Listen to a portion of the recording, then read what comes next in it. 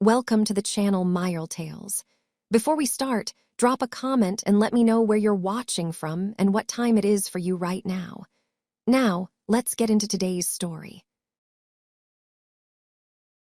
Welcome, everyone, to a story you won't soon forget. Knowing your husband is sleeping with his mistress behind your back is one thing. But when I packed my bags and quietly walked away from my life, I made sure his discovery of my absence would be a symphony of destruction, played out note by painful note. 7 days after I left, my husband returned home to find our wedding ring and a divorce petition on the table. He immediately began to question the whole house in a panic. The housekeeper said, "Mrs. Sterling told me you'd be staying with your mistress this week. I thought you already knew." A moment later, his lawyer called with one sentence that made him collapse to the floor.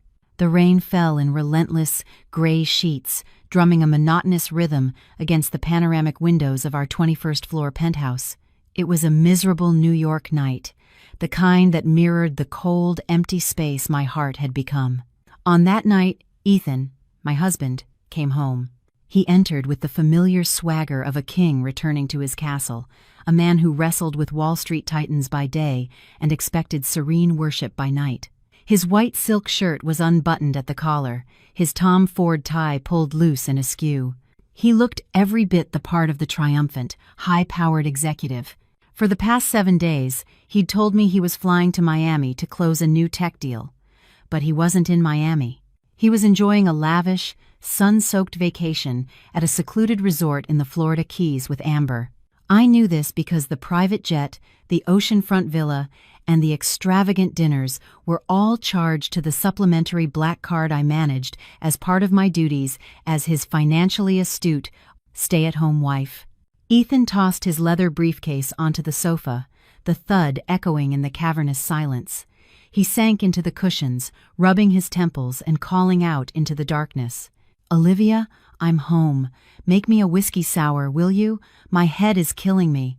It was his old habit, the ingrained expectation that I would be there, waiting for him, no matter the hour. He was accustomed to finding a warm towel for his face and a stiff drink in his hand, a silent servant to his stressful life. But tonight, his only answer was a silence so profound it was almost a physical presence. The sprawling living room was pitch black. The warm, golden glow I usually kept on for his return was absent. The subtle, calming scent of the lavender and chamomile diffuser I always ran to combat the smell of stale cigars and whiskey on his clothes was gone. Ethan let out an exasperated sigh, his brow furrowed in annoyance.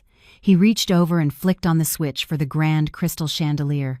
A cold, sterile white light flooded the room, illuminating a space that felt strangely, shockingly empty. That's when the first flicker of unease seemed to pierce through his fatigue and arrogance. Something was wrong.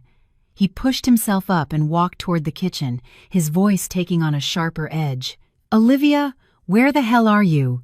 Did you not hear me call?" Not a single reply, only the low, mechanical hum of the Sub-Zero refrigerator in the dead quiet. Ethan's patience, always a finite resource, evaporated. He pulled out his iPhone, his thumb jabbing at my contact photo on his screen. Across town, in my small, anonymous rental, my phone vibrated violently on the nightstand, the screen glowing with the words, "My husband," a label I hadn't yet found the strength to change. I watched it buzz, then go dark, a bitter smile touching my lips. When he couldn't reach me, he did what he always did. He found someone else to blame, someone lower on the food chain. He bellowed up the grand staircase. "Maria! Maria, where are you? Get down here, now!" A few moments later, our housekeeper, Maria, hurried out from her small room on the ground floor. She was a woman in her late 60s, her face a roadmap of a hard life, still dressed in her simple, worn-out houseclothes.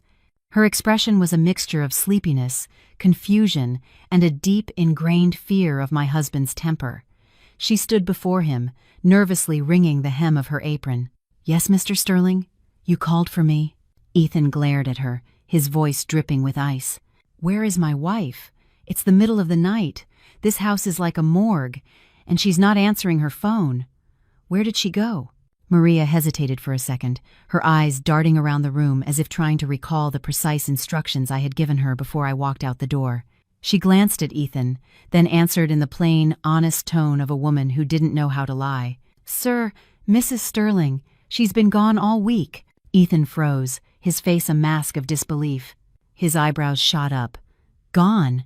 Gone where? Why didn't anyone tell me?" Maria bowed her head, her voice dropping to a near whisper, but every word was perfectly clear, each one a slap across my husband's arrogant face. "Sir, the day she left, she told me you were on a very important business trip and that I was not to disturb you." She paused, taking a shallow breath before delivering the final devastating blow. "And she said that this week you would be sleeping at Miss Amber's house.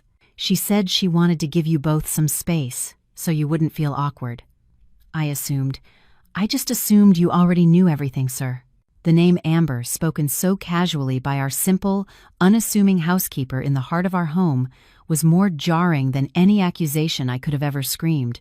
It was a raw, unfiltered humiliation. Ethan stood rooted to the spot, the color draining from his face, leaving behind a pasty, sickly white. He couldn't believe that the affair he had so carefully concealed for 2 years was now laid bare so calmly, so matter-of-factly. His mouth opened, ready to deny, to roar, to threaten, but his throat seized up, strangling the words before they could form. From my laptop screen, I watched the horror dawn on his face, and I felt nothing. Not a single ripple of pity. For 7 years of my youth, I had loved that man with a fierce, naive devotion. I had waited up for him through countless lonely nights, cried myself to sleep over the strange lipstick stains on his collars, and then lied to myself, convincing myself they were just workplace accidents. But every woman has her breaking point. When neglect becomes a habit and betrayal becomes a character trait, love doesn't just fade, it dies a violent death, leaving only cold, hard calculation in its place. Ethan finally found his voice, stammering as he pointed a trembling finger at Maria. What nonsense are you talking about? Who told you to say that?" Maria flinched, waving her hands defensively. "Oh, no, sir, I swear. This is what Mrs. Sterling told me. She also said you should feel free to do whatever you want in this house now, that she wasn't in charge anymore." Ethan didn't hear another word. He shoved past the terrified housekeeper and stormed up the stairs, his footsteps thundering on the polished hardwood, a sound of pure panic from a man realizing he had just lost control of something he always thought he owned. 7 days ago, I had moved every trace of myself out of that house, leaving him nothing but an empty shell. My disappearance wasn't an escape. It was the beginning of a cleansing. He thought I was a pampered housecat, declawed and content in my gilded cage. He forgot that even housecats have claws, and when they're cornered, they will shred the face of their tormentor. His footsteps pounded on the hardwood floor of the hallway, a frantic rhythm that echoed through the high-end surveillance system I was watching from miles away. He threw open the bedroom door with such force that it slammed against the wall, the crack of wood on plaster shattering the night's silence. The master suite, our sanctuary, lay before him, but it was no longer ours. It had been scrubbed of my essence, rendered as sterile and impersonal as a luxury hotel room after checkout. I watched as Ethan stood frozen in the doorway, his eyes darting around the room, desperately searching for any sign of me. But there was nothing left. The collection of expensive French perfumes on my vanity was gone. The walk-in closet, once overflowing with designer dresses and shoes, was now a cavernous, empty space. Even the faint, comforting scent of jasmine I used in our room had been replaced by the sharp, chemical odor of industrial-grade bleach. His gaze swept the room and finally landed on the polished oak vanity. There, under the soft glow of a single lamp, lay the only 2 items I had left behind: a crisp, white envelope and my 2-carat diamond wedding ring. The diamond, which once symbolized a lifetime of promises, now glinted with the cold, hard light of a broken vow. That ring, which he had placed on my finger 7 years ago in front of hundreds of guests, swearing to love and protect me forever, was now just a piece of evidence in the crime scene of our marriage. Ethan's hand trembled as he picked up the ring, its weight feeling alien in his palm. He snatched the document from the envelope. It wasn't a tear-stained letter. It was a formal, notarized divorce petition, my signature penned in firm, deliberate ink at the bottom. The anger on his face curdled into a new kind of panic. This wasn't a spontaneous act of rage. This was premeditated. This was war. He fumbled with his phone again, his face a mask of fury, but my number went straight to voicemail. He still believed this was just a dramatic, feminine ploy for attention, a childish tantrum after she'd discovered his affair. But then, as if a switch had been flipped, a far more terrifying thought seemed to strike him. It wasn't just about my disappearance. It was about what else I might have taken. He bolted from the bedroom, running to his private study across the hall. I watched him tear past the custom-built mahogany shelves to the large oil painting of a stormy sea. He ripped it from the wall, revealing the cold, steel face of a hidden safe. His fingers, usually so steady, shook as he punched in the code. The safe clicked open. He breathed a sigh of relief as his eyes fell upon the stacks of emergency cash and the heavy gold bars. They were all there. For a fleeting moment, his arrogance returned. She's just an emotional woman, he probably thought. She wouldn't know the first thing about what's really important. But his relief was short-lived. He reached deeper into the safe, into a hidden back compartment, and his hand met empty air. His blood ran cold. He frantically felt around, pulling everything out onto the floor. It was gone. The black leather ledger, the one he jokingly called his Bible of Sins, was missing. It was a meticulous, handwritten record of every bribe, every kickback, every illegal transaction he'd made over the past 3 years.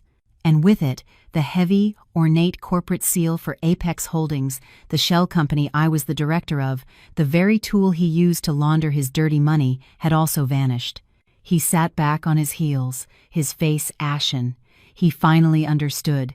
This wasn't a tantrum. This was a coup. And in that precise moment of dawning horror, his new burner phone, the one he thought I didn't know about, began to ring. It was an unknown number. He took a ragged breath, trying to compose himself, to reclaim his authority. "Hello?" A calm, measured male voice, cool and sharp as a scalpel, came through the speaker. "Mr. Sterling? My name is Marcus Davies. I am the legal representative for Mrs. Olivia Sterling. I'm calling to inform you that as of this afternoon, a petition for divorce has been filed with the state of New York." Ethan's voice was a low growl. "A lawyer? My wife hired a lawyer? Where is she? Put her on the phone right now. This childish game is over." A faint, almost imperceptible chuckle came from the other end. It wasn't a laugh of amusement, but of pity for a man who had no idea he was already standing on a trap door. "I'm afraid that won't be possible, Mr. Sterling." "Mr. Davies continued, his tone unwavering. "Furthermore, given the evidence presented of financial misconduct and intent to conceal marital assets, the court has granted an emergency injunction. Effective immediately, all of your personal and business accounts have been frozen." "What?" Ethan roared, scrambling to his feet. "You can't do that. That's my money." "That will be for the court to decide," Davies said smoothly. "This includes the primary operating account for Sterling Enterprises, containing, I believe, a balance of just over $80 million. Have a good evening, Mr. Sterling." The line went dead. Ethan stared at the phone in disbelief before throwing it against the wall. He snatched his own iPhone from his pocket, his thumb swiping frantically to open his banking app. The familiar logo appeared, the loading wheel spinning for an agonizingly long moment. Then the main screen loaded. The balance was there, all $80 million of it, a number that had always filled him with a sense of godlike power. But now, splashed across the top of the screen in a stark, brutal red banner, were 2 words that sealed his fate. "Account frozen." Ethan's knees buckled. The phone slipped from his numb fingers and clattered onto the expensive rug. He collapsed onto the sofa, his hands clutching his head, his breath coming in ragged, desperate gasps. The $80 million might as well have been $1 billion. It was a fortune trapped behind impenetrable glass, a treasure he could see but never touch. He was financially paralyzed, stripped of his power not by a corporate rival, but by the quiet, unassuming wife he had underestimated until it was far, far too late. The next morning, sunlight streamed through the penthouse windows, mocking the darkness that had enveloped Ethan's world. He was a wreck, A night spent pacing, drinking, and staring at frozen bank accounts had left him looking like a ghost of his former self. His expensive suit was crumpled, his eyes were bloodshot and ringed with dark circles, and a frantic energy pulsed beneath his skin. The initial shock had worn off, replaced by a cold, desperate resolve. He had to find Olivia. He was convinced that if he could just get her in a room, look her in the eye, he could bully, charm, or threaten her back into submission. It had always worked before. He grabbed his shattered burner phone, miraculously still functioning, and dialed the one number connected to her past that he actually knew, her mother's. The phone rang for a long time, the cheerful, folksy ringtone grating on his frayed nerves. Finally, a warm, slightly frail voice answered. "Hello, it's Ethan," he said, his voice raspy. "Is Olivia there? Is she with you in Vermont?" There was a pause, then the sound of genuine confusion. "Ethan, dear, what a surprise." "No, Livy isn't here. Is everything all right? I tried calling her yesterday, but her phone went to voicemail. I just figured you two were off on one of your fancy trips." Ethan gritted his teeth, forcing a strained politeness into his voice. He knew Olivia's mother was a simple, kind woman who wouldn't know how to lie. If Olivia wasn't there, she wasn't there. "No, everything's fine," he lied. "She just went out early and forgot her phone. I was just worried. I'll see you at Christmas." He hung up before she could ask another question, before his facade of control could crack. He tossed the phone onto the sofa and stared into space, a chilling realization washing over him. Where else could she be? He scrolled through the thousands of contacts in his phone, CEOs, lawyers, politicians, models, all the pawns and players in his high-stakes world. But as he searched, his stomach tightened into a knot. There wasn't a single entry for a friend of Olivia's. Not one. In 7 years of marriage, he had never bothered to learn the names of the women she had coffee with, the friends she confided in. He had actively discouraged her friendships, preferring her to be a beautiful, isolated satellite orbiting solely around him. He had engineered her loneliness to ensure his control, and now that very loneliness had become her impenetrable fortress. His frustration boiled over. He stormed back downstairs and found Maria nervously polishing an already gleaming silver tray. He cornered her in the pantry, his large frame blocking the exit. "Think, Maria," he said, his voice low and menacing. "In the days before she left, did anyone visit her? Did she receive any packages? Anything at all out of the ordinary?" Maria trembled, her eyes wide with fear. She wrung her hands, trying to dredge up a memory from the fog of her daily routine. "No, sir. Mrs. Sterling, she almost never has visitors. She just stays home, takes care of the house for you." "Don't lie to me!" Ethan slammed his hand against a shelf, rattling jars of imported olives. "If you're hiding something for her, I will throw you out on the street with nothing." "Now think." The threat worked. Maria flinched as if struck. Her eyes darted back and forth as she frantically searched her memory. Then, a flicker of recognition. Yes, I remember now," she whispered. "About a week ago, a courier came. He delivered a package. A very thick one, wrapped in plain brown paper and taped up so tightly." She looked up at him. When Mrs. Sterling took it, her hands were shaking. She didn't open it in the living room. She took it straight to the study and locked the door. She stayed in there all afternoon. She didn't even come down for dinner. Ethan leaned in closer, his eyes boring into hers. "And then what? Did you hear anything?" Maria swallowed hard. "Later that night, I brought her some tea. The door was almost closed, but I heard her on the phone. Her voice, it was strange. It was happy, but also, like she was about to cry. I heard her say it very clearly. She said, 'I have it. I have all the proof I need. The time has come. The time has come.'" The words echoed in Ethan's skull like a death knell. This was no emotional breakdown. This was a long, calculated game of chess, and he had just realized he'd been in checkmate for months. The thought sent a new wave of ice through his veins. What else had she been doing right under his nose? He raced back to his study, a primal fear now overriding everything else. He powered on his laptop and navigated through layers of security to his offshore accounts, the slush funds he used for bribes, for Amber, for all the dirty little secrets that fueled his empire. The numbers on the screen were still impressive, but as he clicked through the transaction histories, a horrifying pattern emerged. For the last 2 years, Olivia had been bleeding him dry, one tiny drop at a time. A $5,000 wire transfer here. A $2,000 cash withdrawal from an ATM in a different state there. A $10,000 payment for online consulting services to a company he'd never heard of.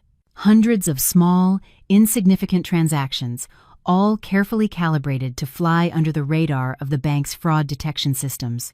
It was like watching an army of ants patiently carrying away a feast, crumb by crumb. He did a quick, frantic calculation.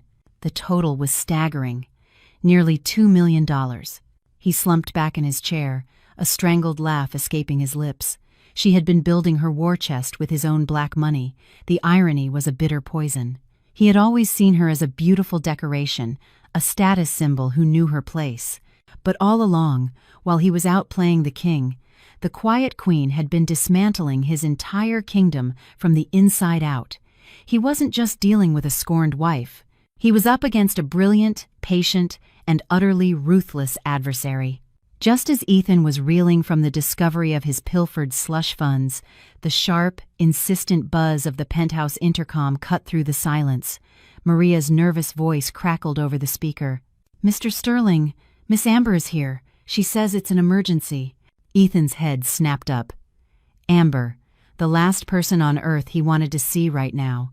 Her presence felt like salt being poured into a fresh, gaping wound. "Tell her I'm busy. Tell her to go away." He barked into the receiver. But it was too late. Before Maria could relay the message, he heard a commotion and the sound of the front door being thrown open. Amber stormed into the living room, a tempest of blonde hair and feigned distress. Her designer dress was artfully rumpled, her mascara expertly smudged to create the perfect look of a distraught lover. She rushed towards him, her voice a high-pitched wail that grated on his already shattered nerves. "Ethan, darling. Oh, thank God I found you." She threw her arms around his neck, burying her face in his chest. "I was so worried. Someone told me you were moving all your money to Switzerland, that you were going to leave me." The rumor, of course, was a fabrication I had carefully planted. A few days prior, I'd used an anonymous email to contact one of Amber's so-called frenemies, a gossip-hungry socialite, and spun a tale of Ethan's impending flight from the country. I knew Amber's greed and insecurity would do the rest. My prediction was flawless. Ethan, whose mind was a chaotic storm of frozen accounts and missing ledgers, pushed her away, his patience non-existent. "What are you talking about? Who told you that nonsense?" Amber's eyes filled with crocodile tears. She clutched his arm, her grip surprisingly strong. "It doesn't matter. Ethan, you can't leave me. Not now." She took a deep, dramatic breath, placing a hand over her perfectly flat stomach. "Ethan, I'm pregnant. We're going to have a baby. It's a boy." The words hung in the air, a desperate, poorly executed gambit. 6 months ago, that news might have sent a thrill of victory through him, a son, an heir, something his actual wife had never given him. But now, in the smoldering ruins of his life, it sounded like a demand, a shakedown. He stared at her, his expression unreadable. I watched from my laptop, a cold, detached observer. I knew she wasn't pregnant. I had seen the receipts for her birth control pills, automatically renewed and paid for by that same black card. She thought a baby was her golden ticket, her insurance policy to secure a piece of the sterling fortune. She had no idea the fortune was already gone. She pressed her advantage, her voice dropping to a conspiratorial whisper. "You promised, Ethan. You promised you'd leave that old hag and marry me. Now that I'm carrying your son, you have to. Or you could just give me $10 million. I could go away, raise our son quietly, and never bother you again. A clean break, before you move to Europe. $10 million. The sheer audacity of it, at a time when he couldn't even access $10, was so absurd it was almost comical. A dry, ragged laugh escaped Ethan's lips. It started as a low chuckle and grew into a full-blown, unhinged cackle. He was a king whose kingdom had just burned to the ground, and this jester was demanding a chest of gold from the ashes.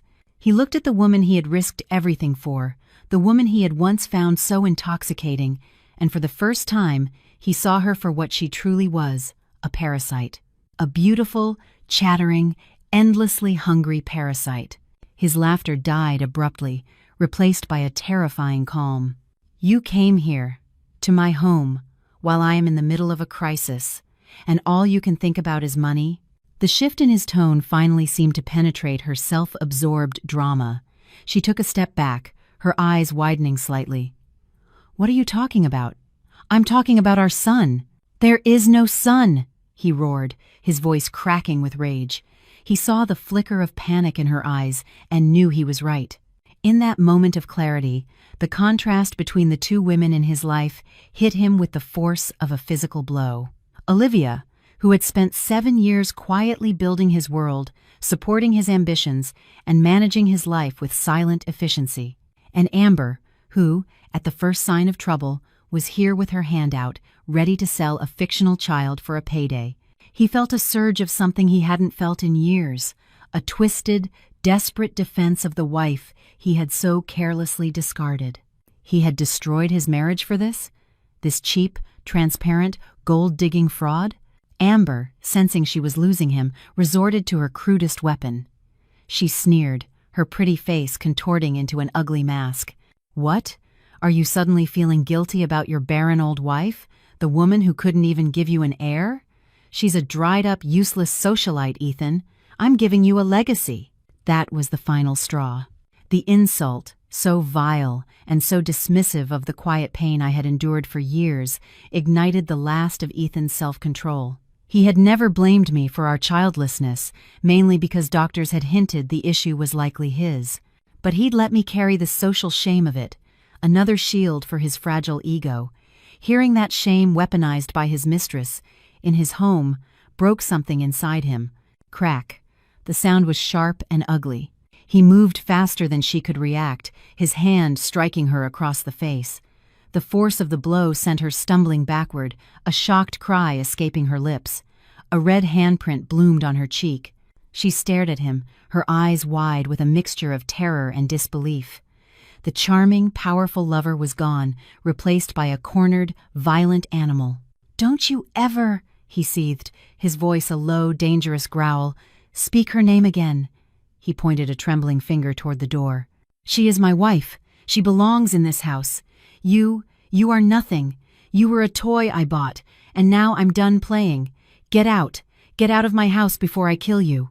He grabbed a heavy crystal decanter from the bar and hurled it against the wall, where it shattered into 1,000 glittering pieces. That was all it took.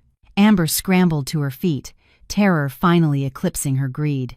She snatched her purse and fled, her sobs echoing in the hallway as she ran for her life. Ethan stood alone amidst the wreckage, his chest heaving. He stared at his own hand, the one that had just struck a woman, as if it belonged to a stranger. He had driven Amber away, but it wasn't out of a sudden resurgence of love for me. It was because, in that moment, he had a terrifying epiphany. He was more afraid of my silence than he was of her noise. My calculated, silent disappearance was a threat of a magnitude he was only just beginning to comprehend.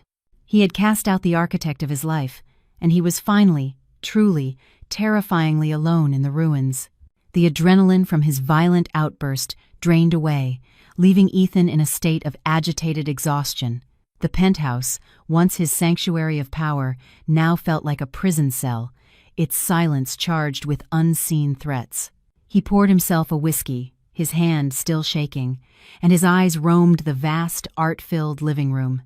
He felt a creeping, chilling sensation, the paranoid feeling of being watched. His gaze fell upon the large oil painting hanging over the fireplace, the one of the stormy sea, the one that concealed his safe. Except it wasn't that painting. It was a different one, a vibrant, abstract canvas of blues and golds that I had bought for him on our 3rd anniversary. He'd barely glanced at it at the time, dismissing it as frivolous. But now, in the dim light, he saw something he'd never noticed before. Tucked away in a swirl of thick, textured paint, a tiny red light blinked, faint but steady. Blink. Pause. Blink. He froze, the whiskey glass halfway to his lips. He set it down with a clatter and walked slowly towards the painting, his heart pounding a frantic rhythm against his ribs. He reached out and touched the canvas, his fingers tracing the hardened ridges of paint until they found it. A small, hard, unnatural bump. He dug at it with his fingernail, and a tiny, black object, no bigger than a ladybug, fell into his palm. It was a pinhole camera, the kind used by spies and private investigators. A wave of nausea and cold dread washed over him. He staggered back, his eyes darting around the room, seeing it now not as a home, but as a stage. If there was one here, where else? He tore through the room like a madman, yanking books from shelves, pulling cushions off sofas, inspecting every vase and lamp. He found another one, cleverly hidden inside the speaker grill of the Bang & Olufsen sound system. A third was tucked into the digital alarm clock on his bedside table. The full, horrifying truth crashed down upon him. I hadn't just been watching his finances, I had been watching him. For how long? The painting had been there for 4 years. 4 years of his life, his secrets, his betrayals, all of it captured, recorded, and archived. His clandestine phone calls, his late-night arguments with business rivals, the countless times he'd brought Amber back to their marital bed. All of it. He was the star of a 4-year-long reality show, and he had never even known the cameras were rolling. As he stood in the center of the room, a man stripped bare of all his secrets. The landline on his desk began to ring, its shrill, old-fashioned peal cutting through the silence like an alarm. He stared at it, a new kind of fear gripping him. It was the private line, the one reserved for a single caller. His mother. He snatched up the receiver, his voice hoarse. "Hello? Ethan." The voice on the other end was pure ice. Catherine Sterling, the matriarch of the family, a woman who wielded power with the effortless grace of a monarch, did not waste time with pleasantries. "Be at the estate in Connecticut in 1 hour. Come alone." The line went dead before he could even reply. He drove like a man possessed, the sleek lines of his Aston Martin eating up the miles on the Merritt Parkway. But he felt no thrill, only a sense of impending doom. He knew this wasn't a rescue mission. It was a summons. An execution.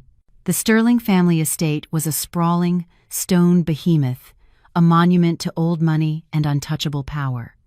He was met at the door not by a butler, but by his mother's grim-faced lawyer.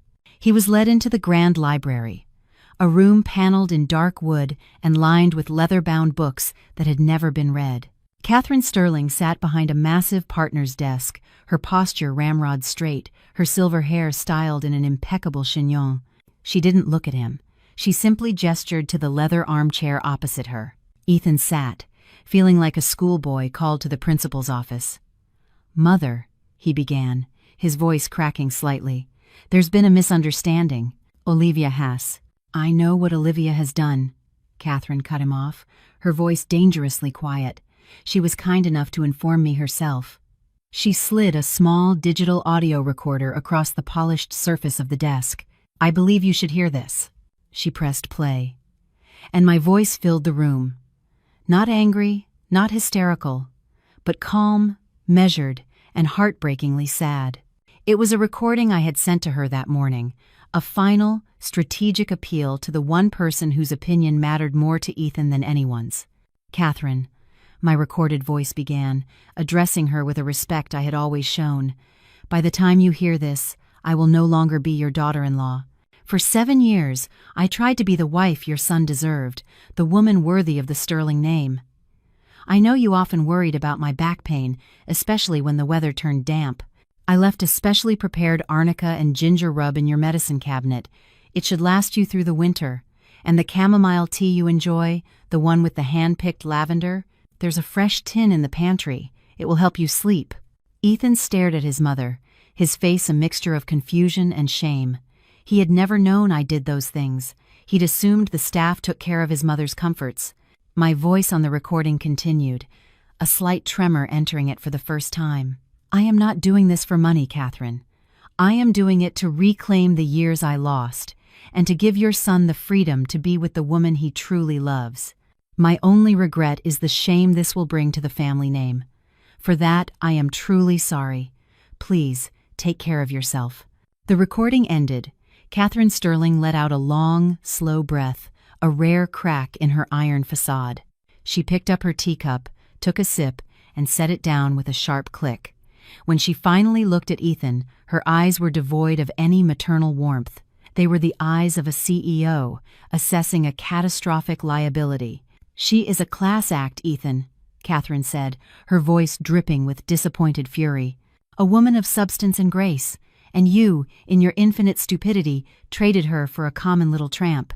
She stood up, walking to the window that overlooked the manicured lawns. "Your sordid affair, your financial recklessness. I can forgive a man his appetites, but I cannot forgive incompetence. You didn't just get caught, Ethan. You allowed yourself to be systematically dismantled by a woman you saw as nothing more than a decoration. You let her get the codes, the seal, the ledger. You handed her the gun and then looked surprised when she pulled the trigger." She turned back to face him, her expression hardening into stone. "The family will not be dragged down with you. As of this moment, all financial support from the Sterling Trust is cut off. Your company is on its own. Settle this mess with Olivia, and do it quietly. If this scandal touches the stock price of the main corporation, if you tarnish the Sterling name any further, I will personally see to it that you are removed from your position, stripped of your inheritance, and cast out. Do you understand me? You are on your own." I probably done. The words were a death sentence. He had been excommunicated, thrown to the wolves by his own mother to protect the pack. Ethan stumbled out of the library, the weight of his mother's edict crushing him. He had lost his wife, his money, and now his family. He was utterly and completely alone. Driving away from the cold stone walls of the family estate, Ethan felt a profound and terrifying sense of freefall. The safety nets had all been cut. His mother's ultimatum echoed in his mind, not as a warning, but as a final judgment. He was no longer a Sterling. He was a liability. The calculated rejection from the one person he thought would always be his backstop pushed him over the edge, from desperation into a dark and dangerous new territory. He pulled his car over onto the shoulder of the deserted country road, the headlights cutting a lonely path through the encroaching twilight. The polished civility of his world had failed him. Threats, money, family influence, all his usual weapons were useless. When the rules of the game no longer work, he thought, you have to change the game. His hand trembled as he scrolled through the contacts on his burner phone, past the numbers of CEOs and socialites, to a name he had saved under a simple, discreet heading. Cleaner. It was the number for Rocco, the fixer, Moretti, a man who operated in the deep, murky shadows of the city's underbelly, a man who solved problems that couldn't be solved with a lawsuit or a payoff. Ethan had used him once before, years ago, to make a pesky journalist's evidence disappear. Now, he needed him to make a person disappear. He took a deep, shuddering breath, the scent of expensive leather and his own cold sweat filling the car. He pressed the call button. A gravelly, impatient voice answered on the second ring. "Yeah?" Ethan tried to keep his own voice steady, to project an authority he no longer felt. "Rocco, it's Sterling. I have a job for you, a sensitive one. Price is no object." There was a pause, then a low chuckle. "Sterling, long time. What's the problem?" "Someone needs a lesson, or someone needs to go on a long vacation." Ethan's knuckles turned white as he gripped the steering wheel. He glanced around the empty road as if assassins were hiding in the trees. The words felt like acid in his mouth, but he forced them out, cold and clear. "I need you to find a woman, my wife. She's hiding somewhere in the city. I need you to find her, get a laptop and a black leather ledger from her. And if she resists," he hesitated, the finality of the act hanging heavy in the air, "make sure she can't talk to anyone, ever again. I want her gone, Rocco." Wiped off the map. Clean. The line was silent for a moment, the unspoken implications settling between them. "That's a different price list, Mr. Sterling," Rocco said, his voice now stripped of any humor. "A much different list." "I'll pay it," Ethan said, his voice a desperate rasp. "Whatever it takes, just get it done." He ended the call, his body slick with sweat. He had just crossed a line from which there was no return. He was no longer just a cheating husband or a crooked businessman. He was a man willing to commit murder to save himself. The next morning, armed with the grim knowledge that a contract was now out on my life, Ethan attempted one last, desperate power play. He bypassed security and stormed into the sleek, downtown offices of my lawyer, Marcus Davies. He was done with phone calls. He would confront this man face to face, break him, and find out where I was. In his world, everyone had a price or a breaking point. Davies was seated at his desk, reviewing a file. He looked up as Ethan burst in, his expression not of surprise or fear, but of calm, weary expectation. He gestured to the chair opposite him. "Mr. Sterling, I was wondering when you'd pay me a visit. Please, sit." The lawyer's composure was infuriating. Ethan slammed his hands on the polished desk, leaning in close, his face contorted with rage. "Cut the crap, Davies. Where is she? Tell me where you're hiding my wife, or I swear I will burn this entire firm to the ground with you in it." Davies didn't even flinch. He slowly removed his glasses, polished them with a silk cloth, and met Ethan's furious gaze with one of cool, intellectual superiority. "Threats, Mr. Sterling? Here? In a room that is, for the record, equipped with high-definition audio and video recording? That's not a very smart move for a man in your position." Ethan froze, the words dying in his throat. Davies continued, his voice as calm and steady as a surgeon's hand. "As for your wife, she is in a very safe, very secure location, and to ensure she stays that way, we've taken certain precautions." He leaned forward, his voice dropping slightly. "You see, we anticipated you might resort to less civilized methods to resolve this dispute. That's why we've implemented what you might call a dead man's switch." He let the term hang in the air.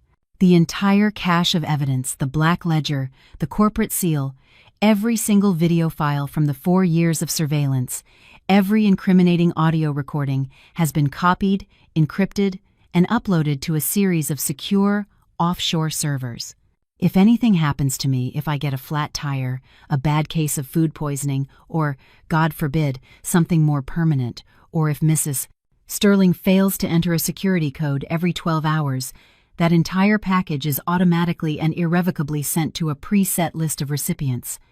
He paused, letting the weight of his next words land.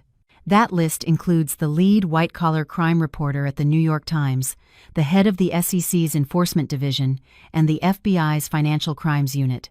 "Checkmate, Mr. Sterling."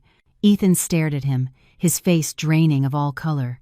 He felt a profound, bottomless sense of defeat. Every move he made, every dark path he took, I had already anticipated it. I had built a fortress of evidence around myself, and now I had laid a minefield at his feet.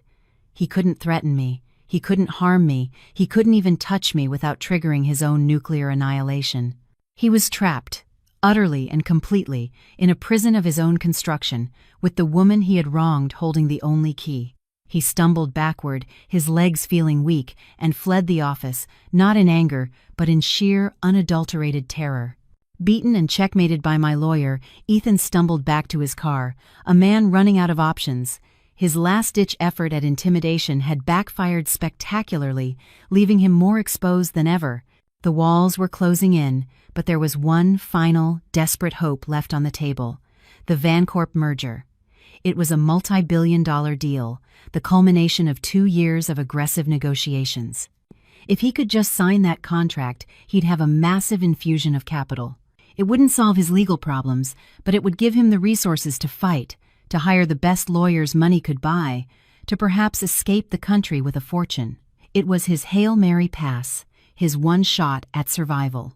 He returned to the empty penthouse and transformed himself. He showered, shaved, and put on his most impeccable Armani suit, his armor for the corporate battlefield. He stood before the mirror, practicing his confident smile, forcing the terror from his eyes. "You are Ethan Sterling," he told himself, his reflection a pale, haunted version of the man he once was. "You do not lose." He put on his Patek Philippe watch, the familiar weight on his wrist, a small comfort, a reminder of the power he once wielded so effortlessly. Then, he drove to the Sterling Enterprises headquarters for the most important meeting of his life. The main boardroom was a cathedral of corporate power. The long, polished mahogany table reflected the glittering Manhattan skyline. Ethan entered with a practiced air of calm authority, shaking hands with Arthur Vance, the silver-haired, shrewd CEO of Vancorp, and the assembled board members. There was a subtle tension in the room. Whispers of Ethan's marital troubles and rumored financial instability had surely made the rounds. But in their world, a signed contract was the only truth that mattered. Ethan launched into his final presentation, his voice smooth and persuasive. He spoke of synergy, of market domination, of a future so bright and profitable it was almost blinding. He painted a masterpiece of corporate rhetoric, skillfully glossing over the gaping holes in his own company's foundation. He could feel the tide turning. The board members were nodding. Arthur Vance himself seemed impressed. The contracts, bound in rich blue leather, were placed in the center of the table. Victory was inches away. But just as Ethan picked up the gold-plated fountain pen to sign his name, the boardroom doors swung open. His executive assistant rushed in, her face pale with panic, forgetting all protocol. She clutched a stack of thick, yellow courier envelopes to her chest. "Mr. Sterling, I'm so sorry to interrupt," she stammered, her voice trembling.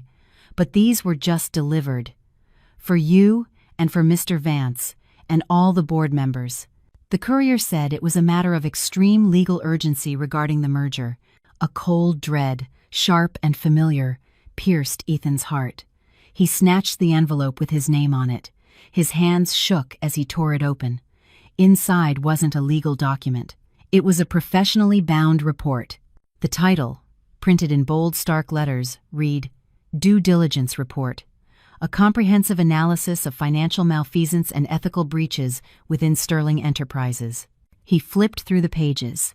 It was all there, scanned copies of pages from his black ledger, detailing bribes paid to city officials, transcripts of his recorded phone calls negotiating kickbacks, high-resolution photographs of him and Amber on their business trip to the Keys, time-stamped and cross-referenced with company expense reports. It was a perfect, methodical execution, but I wasn't finished. At that exact moment, a synchronized chime went off as every single person in the room received a new email. The subject line was simple and devastating: "The real Sterling Enterprises." Arthur Vance opened the email on his tablet. The room fell silent as they all watched a highlight reel of Ethan's greatest sins, video clips of him in bed with Amber, audio of him ordering Rocco to make me disappear, and, the final nail in his corporate coffin, a direct link to the court order, in all its legal glory, confirming that his entire $80 million empire was frozen solid. The air in the room turned to ice. Ethan looked up from the damning report into a sea of horrified, disgusted faces. He saw not just the death of a deal, but the death of his entire identity. He tried to speak, to lie, to salvage something from the wreckage. "Arthur, this is a smear campaign." A competitor. Arthur Vance slowly took off his reading glasses and placed them on the table. He looked at Ethan not with anger, but with the profound contempt a master chess player has for a foolish, defeated opponent. "Mr. Sterling," he said, his voice flat and final, "in our business, trust is the only real currency, and it appears you are bankrupt." He stood up, signaling for his team to pack their briefcases. "This merger is off. We're done here." He turned and walked out of the room without a backward glance, the rest of his board trailing behind him like a funeral procession. Ethan stood alone in the silent boardroom, the unsigned contract lying on the table like a tombstone. He was ruined. And then, his assistant's tablet, left on the table in her haste, lit up with a breaking news alert. He glanced at the screen. It was a live broadcast from the nation's top financial news show, Market Movers, and the face on the screen was mine. I was introduced not as Olivia Sterling, the scorned wife, but as Cassandra, a brilliant but anonymous financial analyst who had been making waves with her uncannily accurate market predictions. I looked poised, powerful, and completely in control. The host turned to me. Cassandra, welcome. You've brought us a fascinating case study tonight on corporate governance and the hidden risks of a CEO's moral failings. Actually, Speet. I smiled calmly into the camera, a smile that was broadcast into every trading room and boardroom in the country. Thank you. Yes, tonight I want to dissect a hypothetical company. Let's call it Company S. It's a case study in how a foundation of personal deceit can lead to a catastrophic corporate collapse. It's the déblazé. And then, before a live, national audience, I began to dismantle my husband's life, piece by damning piece, using his own crimes as my data points, all under the guise of an expert financial analysis. He wasn't just losing his company, I was erasing his legacy. The live broadcast was a tactical nuke detonated in the heart of the financial world. As I calmly laid out the hypothetical case of Company S, every trader, analyst, and investor watching knew exactly who I was talking about. I didn't need to name names. The evidence I presented on screen, anonymized but unmistakable charts of laundered money, timelines of insider trading did it for me. Before the show's closing credits even rolled, the market had passed its verdict. The next morning, the opening bell at the New York Stock Exchange sounded like a starting pistol for a massacre. Sterling Enterprises stock, ticker symbol SEI, opened not just down, but in a complete, terrifying freefall. A tidal wave of sell orders crashed the system. The price plummeted past every support level, blowing through the circuit breakers designed to halt such a catastrophic slide. It went from a respectable blue chip to a penny stock in the space of 90 minutes. The color on the trading floor wasn't just red, it was the dead, flat blue of a stock with zero buyers, a financial corpse. Ethan, holed up in his office, watched the carnage unfold on his screen. The numbers, once a source of immense pride, were now a torrent of red ink washing away his life's work. His phones rang off the hook, furious shareholders, panicked lenders, the SEC, but he didn't answer. He was paralyzed, a captain watching his ship sink into the abyss. The final blow came not from the market, but from his own family. A curt, formal email arrived from the Sterling board. He was fired, effective immediately, for gross misconduct and actions detrimental to the brand. The attached press release was already circulating, a cold, corporate statement disavowing him, casting him out to save the family's larger empire. When he finally tried to flee the building, a scene of pure chaos awaited him in the lobby. A horde of reporters, photographers, and angry investors, people who had lost their life savings on his stock, swarmed him the moment he stepped out of the elevator. Microphones were shoved in his face, camera flashes blinded him, and the furious shouts of betrayed stockholders rained down on him. "Thief! Liar! Give us our money back!" He was jostled, spat on, and his suit was torn before building security could drag him back into the elevator, a fallen king besieged by his former subjects. He was trapped in his glass tower, a prisoner of the ruin he had created. 6 months passed. The world moved on, as it always does. The spectacular collapse of Sterling Enterprises became a cautionary tale whispered on Wall Street. After a lengthy investigation, Ethan, stripped of his assets to pay a mountain of fines and settlements, narrowly avoided prison time, his mother's lawyers securing a plea deal that left him broke but free. The autumn air was crisp and cool as I walked through the bustling international terminal at JFK. I pulled a sleek silver carry-on behind me, my reflection in the polished floors showing a woman I barely recognized from a year ago. The hesitant, accommodating Olivia was gone, replaced by a woman who walked with purpose. My new investment fund, built on the reputation I had forged as Cassandra, had just secured a major deal in Singapore. My life was my own, filled with challenges I chose and successes I earned. As I neared the security checkpoint, a commotion up ahead caught my attention. A passenger, impeccably dressed in a tailored suit, was loudly berating a janitor who had accidentally splashed some dirty water on his designer shoes. The janitor, a gaunt figure in a faded blue uniform, was hunched over, apologizing profusely, his voice muffled and hoarse. "I'm so sorry, sir. So sorry. My mistake." That voice. It was thin, broken, but it struck a chord deep in my memory. I stopped, my heart giving a single, strange jolt. I looked closer, past the ill-fitting uniform and the way his shoulders slumped in defeat. The janitor looked up for a moment, and under the brim of his cap, I saw his eyes, sunken, haunted, and utterly defeated. It was Ethan. The man who had once commanded boardrooms and graced the covers of magazines was now on his knees, wiping grime off a stranger's shoes for a living. The universe, it seemed, had a brutal sense of irony. Our eyes met across the crowded terminal. For a fraction of a second, the world seemed to stop. I saw a flash of recognition in his eyes, followed by a wave of raw, burning shame.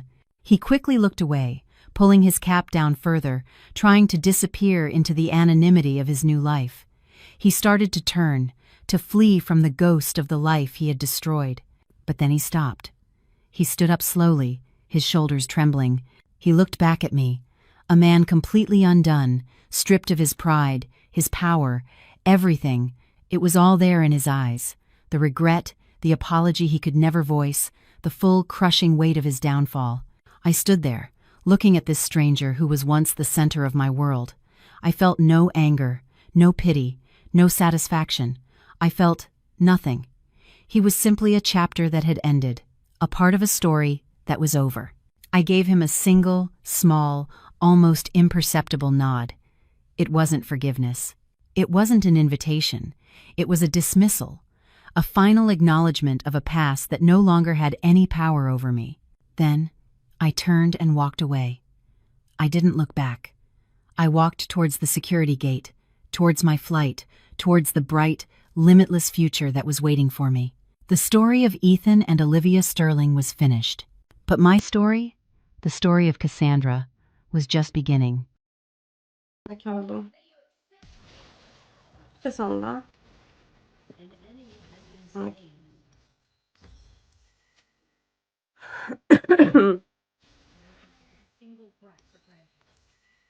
Tavuk oturuşu.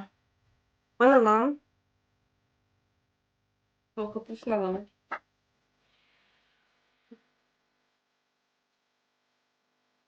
Biraz koltuğu yükselttim.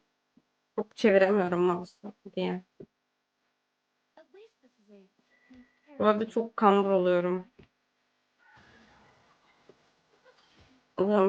Benim acaba rahat oturuş biçimim ne ben?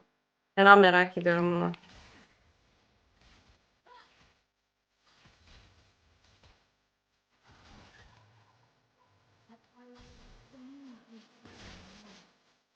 Wow, değdi lan o.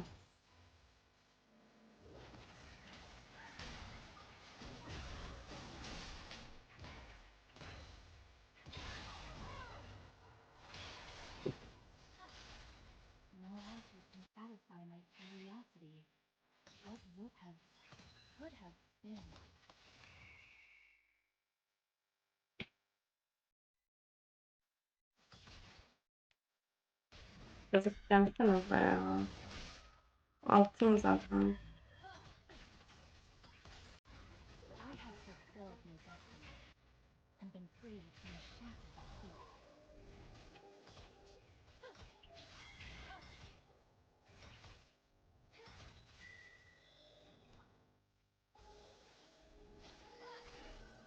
Rüyanın hatlarını yedim yandan. Öldüm amına koyayım. Vizyonlu galiba.